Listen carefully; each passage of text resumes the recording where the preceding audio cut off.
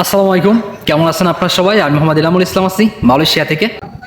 আসলে বর্তমানে আপনারা জানেন যে কলিং ভিসার যে কার্যক্রমগুলো আছে, তা ম্যাক্সিমাম কাজগুলোই আপনার শেষের দিকে, মানে যে সকল কোম্পানিগুলো মালয়েশিয়াতে কর্মী আনার কোঠা পাইছিল তাদের ম্যাক্সিমাম কোম্পানিগুলোর কার্যক্রম একদম শেষের দিকে, মানে কর্মী আনার কার্যক্রমগুলো একদম শেষের দিকে।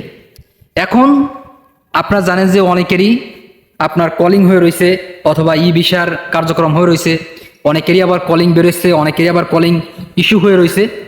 এখন আপনারা বলতে পারেন এবং যে জিনিসটা ধরে নিতে পারেন, যাদের কলিং ভিসাগুলো হবে বর্তমানে অথবা যাদের কিনা ই ভিসাগুলো হবে, তাদের কোম্পানিগুলা এবং বাংলাদেশ সিন্ডিকেট এজেন্সিগুলার যদি ভালো কম্বিনেশন থাকে, মানে কোম্পানির সাথে, মালয়েশিয়ার কোম্পানির সাথে এবং বাংলাদেশ সিন্ডিকেট এজেন্সির যে মালিক কর্তৃপক্ষ আছে, এই দুই পক্ষ যদি ভালো সম্পর্ক হয় অথবা তাদের লেনদেন যদি ভালো হয়, তাহলে আপনারা যারা কলিং ভিসা হয়েছে অথবা ই ভিসা যাদের হয়েছে, আপনারা সহজেই মালয়েশিয়াতে আসতে পারবেন।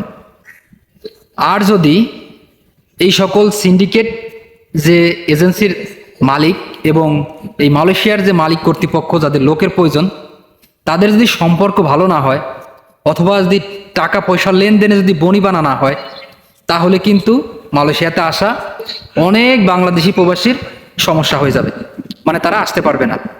এটা হচ্ছে যে মালিক কর্তৃপক্ষ এবং এজেন্সির মালিক কর্তৃপক্ষের কারণে এই সমস্যাগুলো হবে। এখন আপনারা বলতে পারেন যে ভাই, আমরা সাধারণ মানুষজনের তারা আমাদের কি হবে? আসলে কি জানেন, এই দুই পক্ষই ওরা বিজনেস করে, দুই পক্ষই ব্যবসা করে, সত্য কথা এটা। মালয়েশিয়ার মালিক কর্তৃপক্ষও ব্যবসা করে এবং বাংলাদেশের যে সিন্ডিকেট এজেন্সিগুলো আছে তারাও ব্যবসা করে। এই ব্যবসায় যদি আপনার লস হয়, তাহলে কিন্তু কেউ ব্যবসা করবে না।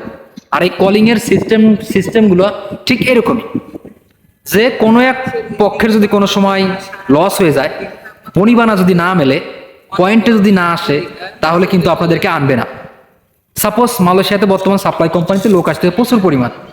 এখন এই সাপ্লাই কোম্পানি টাকা পয়সা বায়ার করে, মানে টাকা পয়সা লেনদেন করে এই সাপ্লাই কোম্পানির সাথে, মানে অথবা এই সিন্ডিকেট এজেন্সিগুলোর সাথে। এখন এই এজেন্সিগুলো যদি ভালোভাবে ব্যবহার করে, ভালোভাবে দিয়ে দেয় লোকজন, হ্যাঁ, সহজেই যদি ভিসা বের করে দেয় অথবা সহজেই প্রক্রিয়াগুলো শেষ করে, তাহলে ভালো হয়। আর যদি না হয়, তাহলে কিন্তু সমস্যা, লোকজন আসতে পারে না। এইটা হচ্ছে মেন সমস্যা। আশা করি আপনারা বুঝতে পারছেন ব্যাপারটা। সো আপনাদের যাদের কলিং হয়েছে এবং ভিসা হয়েছে, আপনাদের মালিক কর্তৃপক্ষ যদি ভালো হয়, তাহলে ইনশাল্লাহ আপনারা আসতে পারবেন। আর যদি এই দুই পক্ষ যদি সঠিকভাবে কার্যক্রম না করে, তাহলে অনেকেই ভিসা পাবে না, অনেকেরই কলিং হবে না। আশা করি আপনারা বুঝতে পারছেন। ধন্যবাদ সবাই, ভালো থাকবেন, দেখা হবে পরবর্তী কোনো ভিডিওতে। আর ভিডিওটা শেয়ার করে দেবেন, যাতে নতুন যারা আসতে চায় এবং নতুন যারা ওয়েট করতেছে তারা যেন জানতে পারে। আর চ্যানেল নতুন হলে অবশ্যই চ্যানেলটি সাবস্ক্রাইব করে রাখবেন। দেখা হবে পরবর্তী কোনো ভিডিওতে। ততক্ষণ পর্যন্ত ভালো থাকুন, সুস্থ থাকুন, আল্লাহ হাফেজ।